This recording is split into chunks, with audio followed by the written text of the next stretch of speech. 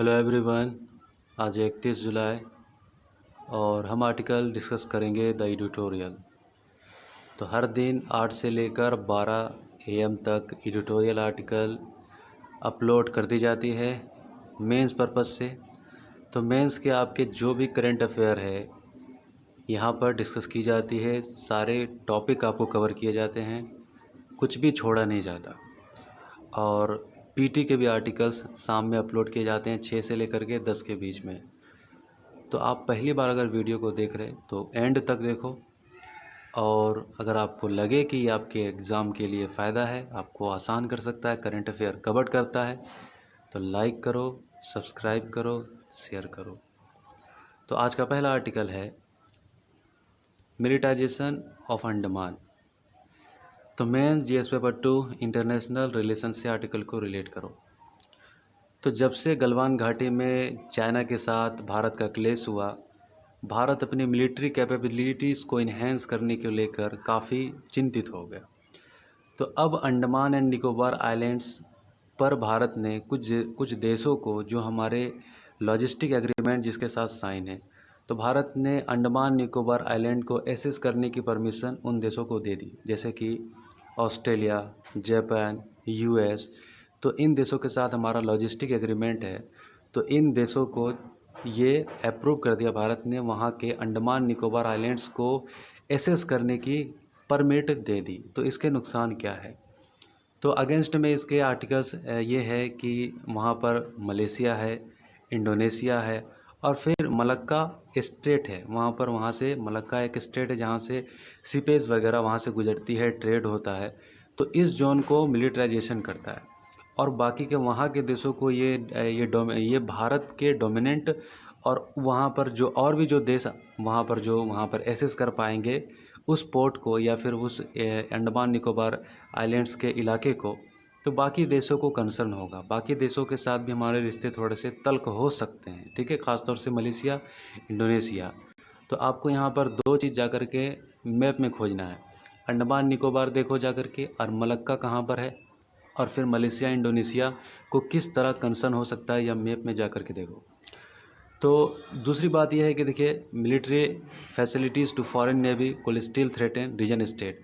अब foreign navy को भी हम इनवाइट कर रहे हैं, एसेस करने की परमिशन दे रहे, तो इस रीजन के लिए थ्रेट हो सकता है। मतलब अब वहाँ पर जितने भी देश हैं, और ख़ास तौर से भारत के लिए तो हो सकता है कि भारत की कैपेबिलिटीज़ बढ़ेगी, डोमिनेंस बढ़ जाएगी, लेकिन वहाँ के और भी जो उस रीजन के जो भी कंट्रीज़ है, उनका कंसर्न और बढ़ जाएगा।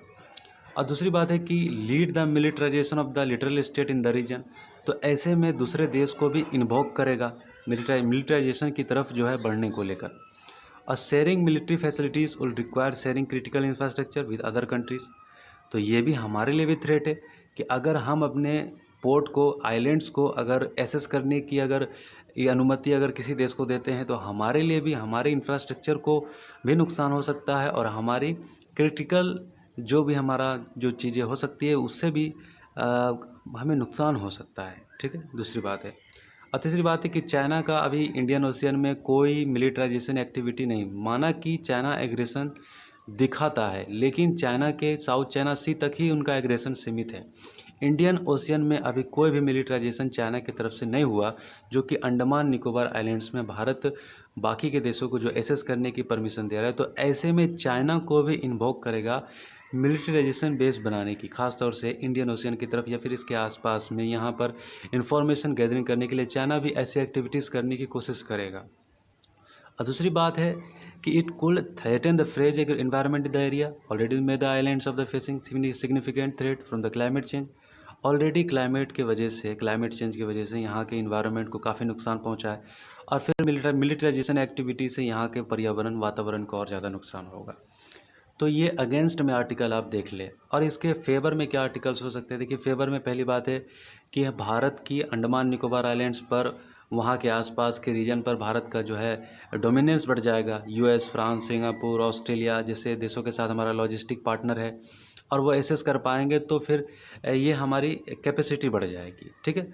और फिर चाइना को काउंटर करने के लिए जापान ने ये परमिट भी किया, ऑस्ट्रेलिया, फ्रांस, यूएस, ये strategic capabilities Andaman Nicobar islands में अगर बढ़ जाती है तो भारत को चाइना को टैकल करने में आसानी हो जाएगी। और फिर हाल ही में इंडिया और जापान ने डिस्कस किया एक जॉइंट प्रोजेक्ट के लिए, इंफ्रास्ट्रक्चर जॉइंट प्रोजेक्ट है, जिसमें है कि साउंड सर्विलियंस सेंसर। तो इससे पता हो जाएगा इसके थ्रू कि यहाँ पर जो भी एक्टिविटीज़ चाइनीज़ सबमरीन की होगी तो वो पहले इन्फॉर्मेशन पता चल जाएगी इसके थ्रू, साउंड सर्विलियंस सेंसर के थ्रू। तो वैसे ये सब तो बातें ठीक है, लेकिन ये जोन को मिलिट्राइजेशन करता है, मिलिट्राइजेशन करता है, और नुकसान भी है लेकिन फ़ायदा कम है, ऐसा लगता है। अगला आर्टिकल है इंसॉल्वेंसी बैंकरप्सी कोड। देखिए ये 2016 में ये लॉ बनाया गया था, इंसॉल्वेंसी बैंकरप्सी कोड। इसका बनाने का मकसद ये था कि जो बैंकों के जो एनपीए बढ़ चुकी है वो एनपीए को रिकवर करना है, एनपीए को वापस लाना है। तो एनपीए क्या होता है? नॉन परफॉर्मिंग एसेट, जो बैंक को लोन देती है और वो जो लोन नहीं वापस कर पाती वो एनपीए में तब्दील हो जाती है। तो मैं जिस पेपर थ्रू इकोनॉमिक डेवलपमेंट से आर्टिकल को रिलीज करो, तो एक corporate ministry of corporate affair ने एक कमेटी सेटअप किया। तो इस कमेटी का नाम यह है pre pack under the current insolvency code.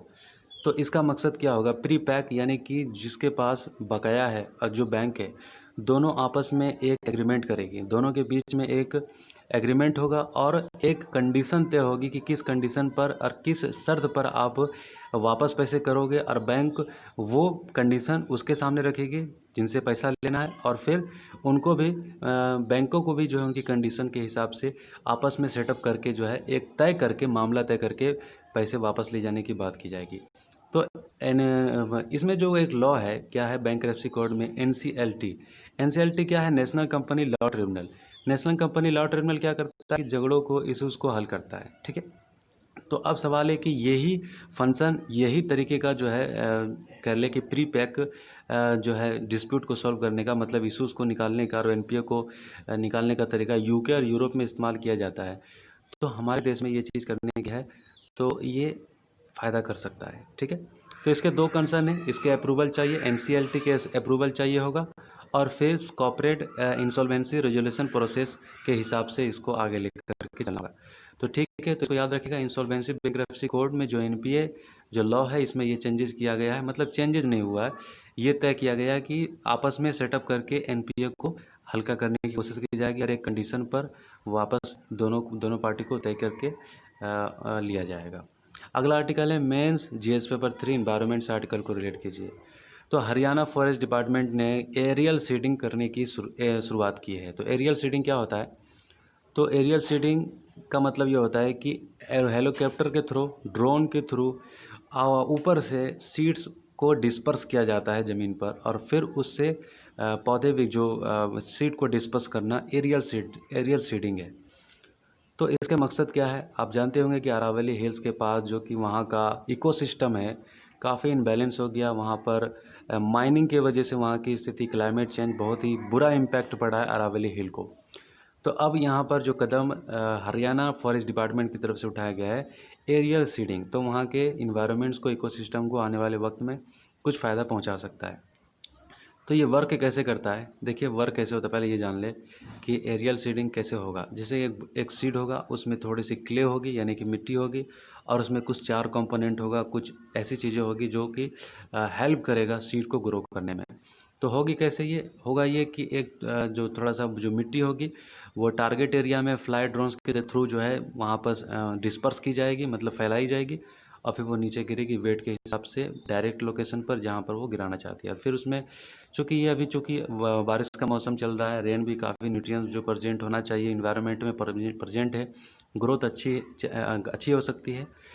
तो एरियल सीडिंग क्यों ज़रूरत क्यों है, इसके फ़ायदे क्या है? देखिए पहली बात तो ये है कि प्लांटेशन का वहाँ जो हरेसमेंट हुआ, वहाँ पर जो नुकसान हुआ, तो इसको फिर से स्टार्ट की जा सकती है, आने वाले वक्त में ही रिकवर की जा सकती है। और दूसरी बात है कि seed germination growth required no attention after dispersed, तो ये बात है। तो seed pellet are known as the fire and forget weapon, तो ये बताई जा रही है कि मतलब ये क्या हो गया ना, तो ज़रूरी नहीं है कि सारे के सारे बीज जो भी डिस्पर्स किए जा रहे हैं उसमें से पौधे निकल जाएंगे।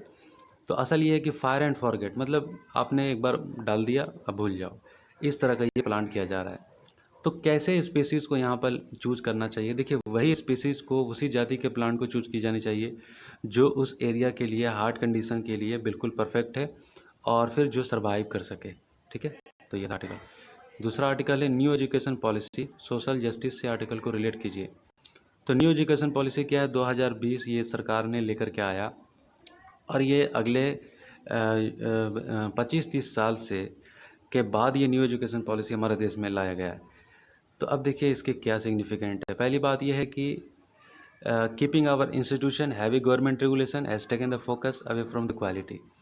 तो देखिए ये पॉलिसी जो लाई गई है इसके अंदर ऑटोनॉमी की जहाँ तक बात है, तो जितने भी इंस्टीट्यूशन है ये गवर्नमेंट के अंदर होगा और हैवी रेगुलेशन के अंदर होगा, लेकिन फोकस क्वालिटी पर की जाएगी।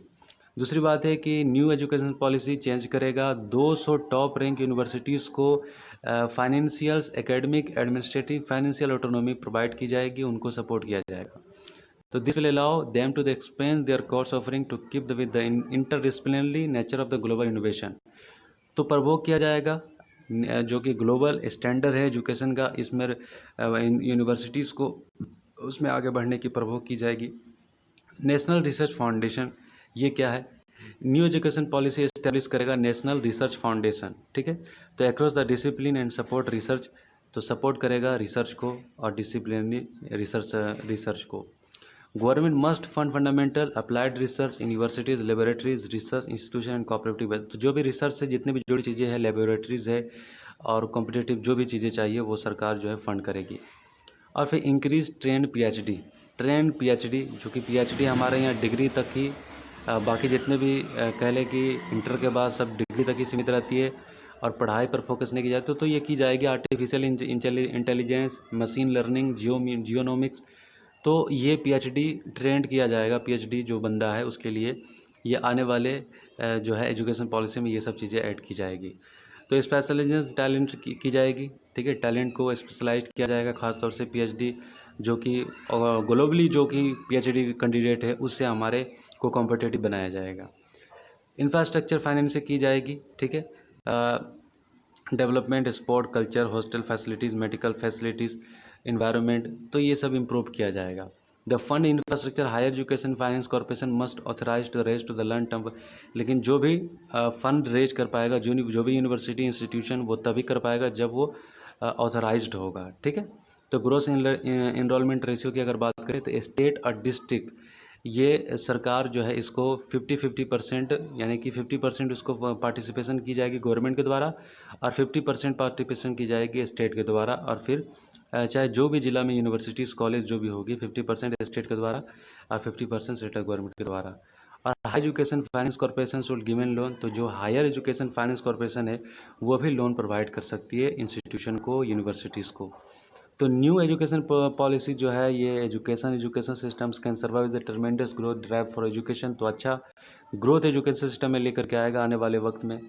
और फिर ये इनिशिएटिव सरकार ने लिया कि 100 ग्लोबल यूनिवर्सिटीज़ को भारत में सेटअप करने की परमिशन दी जाएगी, जो कि हमारे जो विदेश में जो चले जाते हैं फॉरेन कंट्री में जो छात्र पढ़ने के लिए, उसके लिए एक अच्छा अपॉर्चुनिटी होगा कि बड़ी बड़ी यूनिवर्सिटीज़ जो है हमारे देश में 100 यूनिवर्सिटीज़ को परमिशन दी गई है कि वो भारत में आ सकते हैं। तो ये होगा प्रोवाइड डिग्री, उनको पूरा ऑटोनॉमी उनको दी जाएगी अपने हिसाब से रेगुलेट करने का। फिर लेकिन गवर्नमेंट के अंदर होगा, लेकिन ऑटोनॉमी उनको दी जाएगी। और फिर जहाँ सवाल रहा नेशनल स्कॉलरशिप फंड, तो इसके लिए फोकस की जाएगी, फाइनेंशियल सपोर्ट स्टूडेंट को दिया जाएगा ताकि वो सारे भारतीय क्वालिटी एजुकेशन और डिग्री वगैरह जो भी एजुकेशन के क्राइटेरिया है वो ले पाएँ। ठीक है, national scholarship fund can be the model the public private partnership, तो ये मॉडल होगा पब्लिक प्राइवेट पार्टनरशिप। ठीक है, the funding for this raise for citizen all over the India 100% tax देंगे, तो जो भी फंडिंग की जाएगी यूनिवर्सिटीज़ को वो टैक्स एग्जेम्पशन दी जाएगी, उनको 100% उससे कोई टैक्स नहीं लिया जाएगा। मतलब जो भी यूनिवर्सिटीज़ को फंड करेगी वो उस पर उससे कोई टैक्स नहीं लिया जाएगा। ठीक है, तो अगला आर्टिकल है कोविड एंड हेल्थ केयर।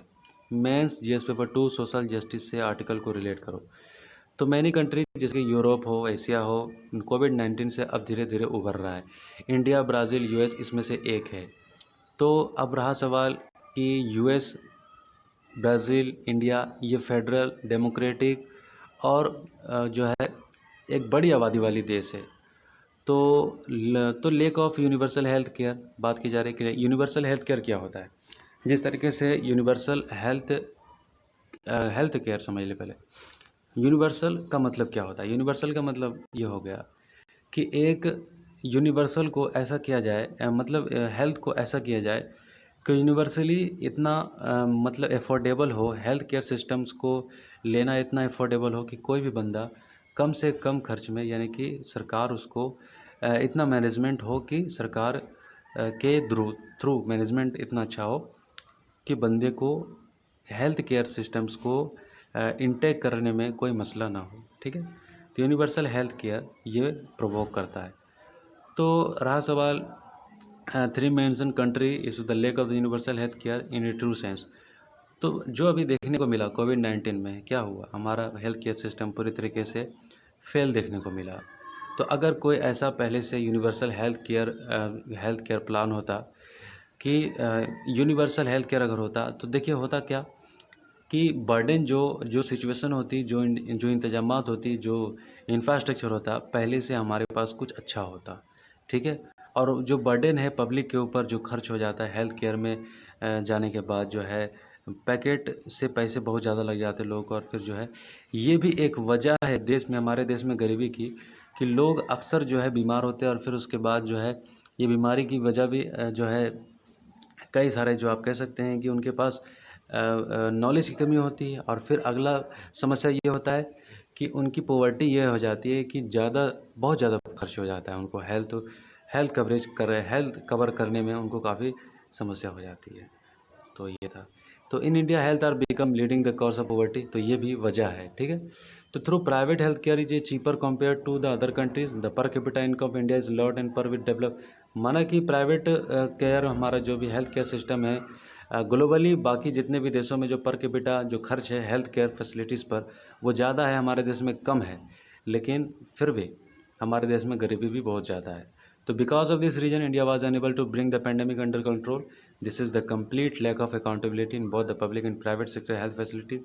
तो अगर यूनिवर्सल हेल्थ केयर सिस्टम जैसा कोई चीज़ होता, जिस तरीके से अकाउंटेबिलिटी हो जाती हेल्थ केयर सिस्टम्स मैनेजमेंट को, ये अकाउंटेबिलिटी होती है कि लोगों को हेल्थ केयर फैसिलिटी प्रोवाइड करना है, ठीक है। तो ये तो थोड़ा जल्दीबाजी में आर्टिकल डिस्कस कर लिया, एक एक लाइन मैंने नहीं पढ़ा, आप इसको एक एक लाइन पढ़ लो। ये आपको पूरा टॉपिक कवर करेगा, ठीक है। तो थोड़ा सा वीडियो मुझे शॉर्ट बनाना होता है, तो अगर एक एक लाइन में पढ़ता तो काफ़ी लंबा हो जाता। तो आप इसको पढ़ो और समझो, स्क्रीनशॉट ले लो, नोट्स बना लो और शेयर करो अगर अच्छा लगे तो। Thank you.